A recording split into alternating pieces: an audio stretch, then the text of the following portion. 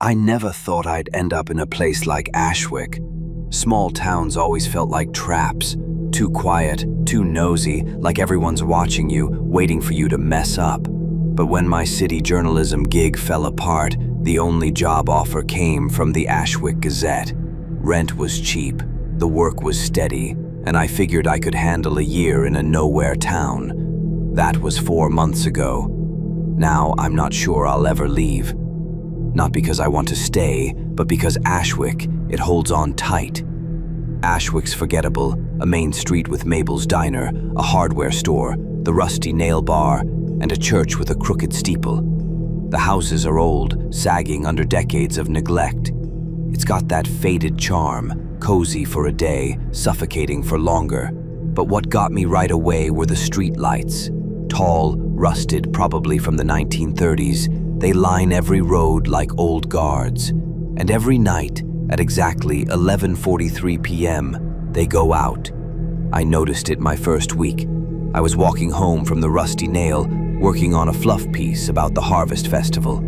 It was a cold November night, my breath fogging the air. I checked my phone, 11:42. Then, like someone yanked a cord, every streetlight blinked out. Total darkness, the kind that swallows everything, your sense of direction, your nerve. I stood there, heart pounding, waiting for my eyes to adjust. But it wasn't just the dark.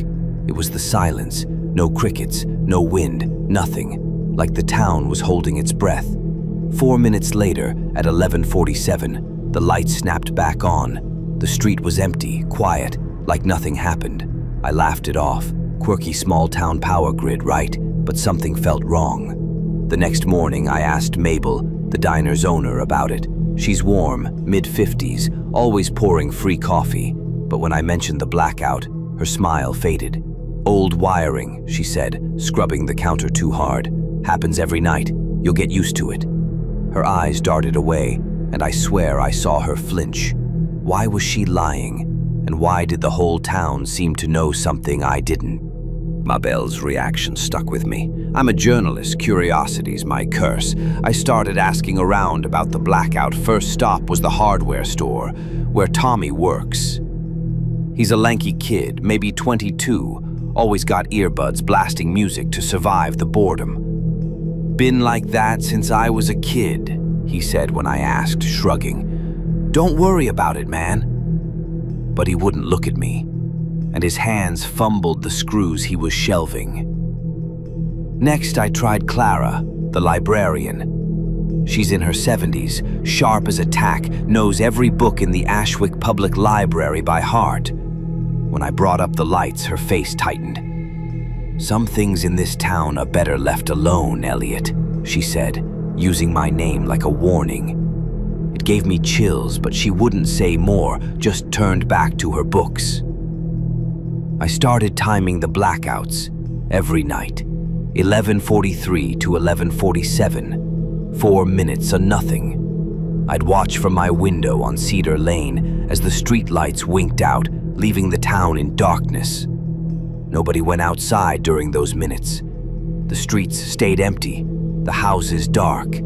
It was like Ashwick had a rule nobody spoke aloud, stay inside when the lights go out. Then I saw them.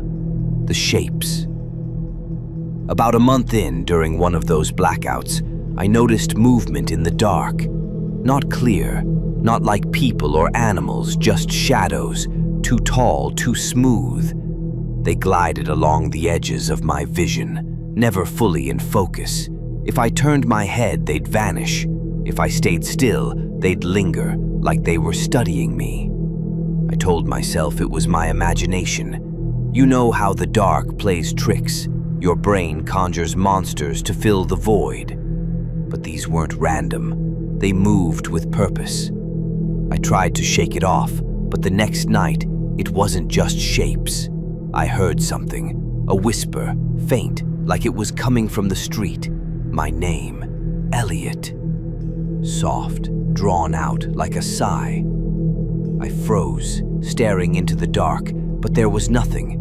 Just those shapes slipping away when the lights returned at 11:47. What were they?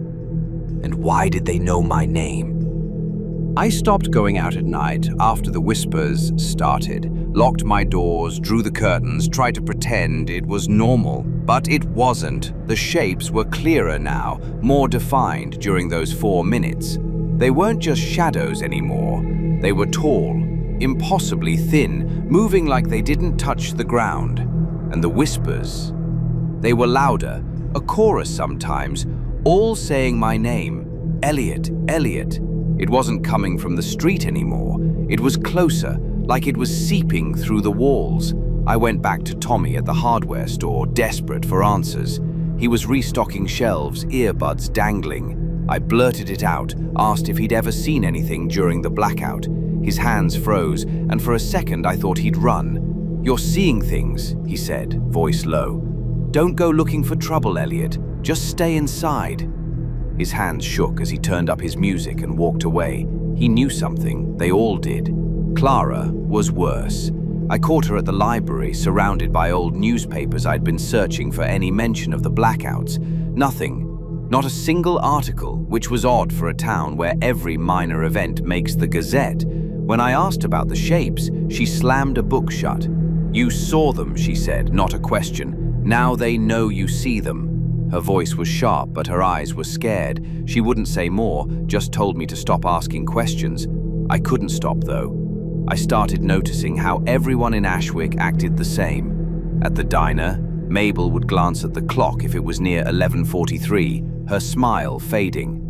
Tommy never worked past 11. Even the bar cleared out before the blackout. The whole town was in on it, whatever it was. I felt like I was losing it, jumping at every shadow, every creak in my house. Last night, I stayed up, watching from my window. The lights went out at 11:43, and the shapes were there, closer than ever, right at the edge of my yard. The whispers were louder, almost clear. "Elliot, come." I slammed the curtains shut, heart racing. What did they want? And why was I the only one they were calling? I couldn't take it anymore. The whispers, the shapes, the way everyone in Ashwick dodged my questions. It was driving me crazy. I had to know what was out there. Last night I grabbed my flashlight, my phone, and a kitchen knife. Dumb, I know, but it felt like protection. At 11:40, I stepped outside, my pulse hammering. The streetlights glowed, casting long shadows across Cedar Lane. I waited, gripping the knife, watching the seconds tick down.